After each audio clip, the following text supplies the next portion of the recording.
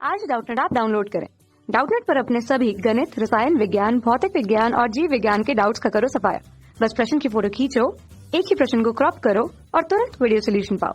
अभी डाउनलोड करें। नमस्कार दोस्तों, हमारा आज का प्रश्न है पुरुष की सहायक नलिका एवं ग्रंथियों के प्रमुख कार्य क्या है।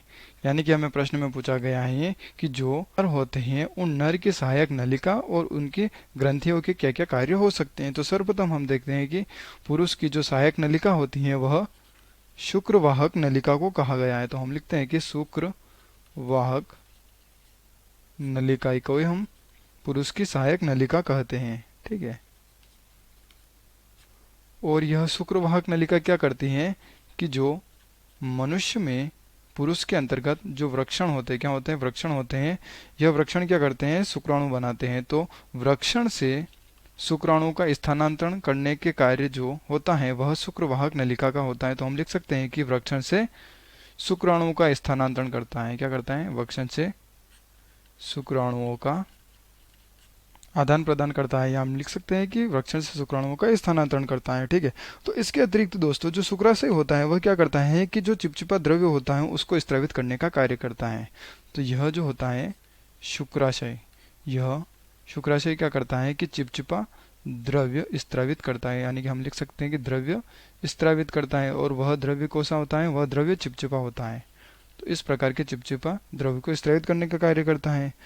जो शुक्रीय प्रद्रव्य का मुख्य भाग होता है, किसका भाग होता है, यह जो द्रव्य होता है चिपचिपा द्रव्य, यह हम लिख लेते हैं कि शुक्रीय प्रद्रव्य। ठीक है, शुक्रीय प्रद्रव्य का भाग होता है, मुख्य भाग होता है। तो इसमें क्या होता है कि जो शुक्रीय प्रद्रव्य होता है, ठीक है, यह शुक्रीय प्रद्रव्य और शुक्राणु दोनों मिलकर वीर्य का निर्माण करते हैं। तो हम लिखते हैं कि जो शुक्रीय प्रद्रव्य होता है, कौन सा प्रद्रव्य, शुक्रीय। ठीक है, तो यह शुक्रीय प्रद्रव्य शुक्राणु के साथ मिलकर वीर्य का निर्माण करता है, वीर्य बनाता है। तो क्या होता है कि जो वृक्षण से शुक्राणु होते हैं उन शुक्राणु का जो स्थानांतरण जिस नलिका में होता है वह नलिका क्या कहलाती है, शुक्रवाहक नलिका कहता है। ठीक है, तो शुक्राणु का स्थानांतरण जिस नलिका में होता है उस नलिका को हम शुक्रवाहक नलिका कहते हैं। अब देखते हैं दोस्तों कि जो ग्रंथियां होती हैं, पुरुष की जो ग्रंथियां होती हैं उसके क्या क्या कार्य हो सकता है। तो उससे पहले हम देखते हैं कि कौन कौन सी ग्रंथियां होती हैं तथा उसके कार्य। तो सर्वप्रथम हम देखते हैं कि इसके अंतर्गत सर्वप्रथम जो ग्रंथि होती है वह होती है पुरः सत ग्रंथि। कौन सी होती है, पुरः सत ग्रंथि। ठीक है, तो इसके अंतर्गत क्या होता है कि जो यह ग्रंथि होती है यह उदर भाग के चारों ओर स्थित होती है। उदर भाग के चारों ओर यानी कि हम कह सकते हैं कि जो मूत्र मार्ग होता है उस मूत्र मार्ग के चारों तरफ स्थित होती है, मूत्र मार्ग के चारों ओर स्थित होती है, चारों ओर स्थित होती है। और इसके अतिरिक्त यह अगर हम इसका कार्य देखें तो शुक्राणुओं को सक्रिय बनाते हैं, यानी कि सरल बनाते हैं। और इसके अतिरिक्त जो मूत्र मार्ग की अम्लता होती है उस अम्लता को नष्ट करने का कार्य करती है। तो हम लिख सकते हैं कि अम्लता समाप्त करना, इस मूत्र मार्ग की अम्लता को समाप्त करना इसका कार्य होता है, इस पूरे स्तन ग्रंथि को। और इस पूरे स्तन ग्रंथि को हम प्रोस्टेट ग्लैंड के नाम से भी जानते हैं, या क्या कहते सकते हैं कि प्रोस्टेट ग्रंथि। क्या कहते हैं, प्रोस्टेट ग्लैंड या प्रोस्टेट ग्रंथि के नाम से भी जानते हैं। अब देखते हैं दोस्तों कि एक और जो इसके अतिरिक्त ग्रंथि आती है वो होती है काउपर ग्रंथि। काउपर ग्रंथि दोस्तों यह जोड़ी होती है, यानी कि एक जोड़ी होती है, यानी कि यह जोड़े में पाई जाती है, एक जोड़ी होती है। और यह ग्रंथि मूत्र मार्ग के पार्श्व में स्थित होती है। कहाँ स्थित होती है, यह जो मूत्र मार्ग होता है उस मूत्र मार्ग के पार्श्व में स्थित होती है, पार्श्व में स्थित होती है, पार्श्व में रहती हैं। लेकिन यह जो पूरा स्तन ग्रंथि होती हैं यह मूत्र मार्ग के चारों तरफ स्थित होती हैं और यह पार्श्व भाग में स्थित होती हैं।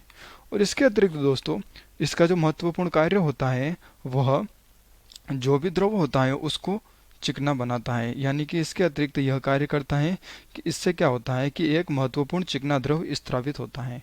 जो काउपर ग्रंथि होती है इससे क्या होता है, इसका जो मेन कार्य होता है वह होता है कि जो चिकना द्रव्य होता है, कौन सा द्रव, चिकना द्रव्य, उस चिकने द्रव्य को स्त्रावित करने का कार्य करती हैं। ठीक है, इसका स्त्रावण करती हैं। और इसके अतिरिक्त यह मूत्र मार्ग की अम्लता को भी समाप्त करता है और उस मूत्र मार्ग को चिकना बनाने का कार्य करता है। ठीक है, तो हम लिख सकते हैं कि यह भी अम्लता समाप्त करता है, अम्लता खत्म करता है। अब बात करते हैं इसके अतिरिक्त पेरिनियल ग्रंथि की। तो दोस्तों यह एक जोड़ी में पाई जाती है, और जिस प्रकार की हमने देखा काउपर ग्रंथि वह भी एक जोड़ी में पाई जाती है और पेरिनियल ग्रंथि यह भी एक जोड़ी में पाई जाती है। लेकिन यह जो ग्रंथि होती है पेरिनियल ग्रंथि, यह मलाशय के पास स्थित होती है। कहाँ स्थित होती है? यह मलाशय के पास रहती है या मलाशय के पास स्थित होती हैं। ठीक है। इसके अतिरिक्त अगर हम बात करें कि इसके कार्य की, तो यह जो गंधवंत रसायन होता है उसका स्त्रावण करने का कार्य करती है, जो कि मूत्र के साथ बाहर भी निकल जाता है या वीर्य के साथ बाहर निकल जाता है। तो हम कह सकते हैं कि जो पेरिनियल ग्रंथि होती हैं, इससे क्या होता है कि इससे गंधवत यानी कि जो गंध वाला रसायन पदार्थ होता है वह गंधवंत रसायन स्त्रावित होता है या इसका स्त्रावण करता है। ठीक है। और इसके अतिरिक्त यह इसका कार्य होता है कि जो विपरीत लिंग के सदस्य होते हैं उन विपरीत लिंग के सदस्यों को आकर्षित करना। हम लिख सकते हैं कि जो विपरीत लिंग होते हैं उन विपरीत लिंग के सदस्य को आकर्षित करना है, विपरीत लिंग को आकर्षण करना। ठीक है। यह इसका कार्य होता है। तो इसी प्रकार से हमने देखा कि जो ग्रंथियां होती हैं उसके कार्य, इसके अतिरिक्त शुक्रवाहक नलिका को पुरुष की सहायक नलिका कहा गया है, और यह वृक्षण से शुक्राणुओं का स्थानांतरण करता है। तो धन्यवाद दोस्तों, आशा करता हूँ आपको यह उत्तर जरूर समझ में आया होगा। कक्षा 6 से 12वीं से लेकर नीट, IIT, JEE वो एडवांस के लेवल तक 1 करोड़ से ज्यादा छात्रों का भरोसा।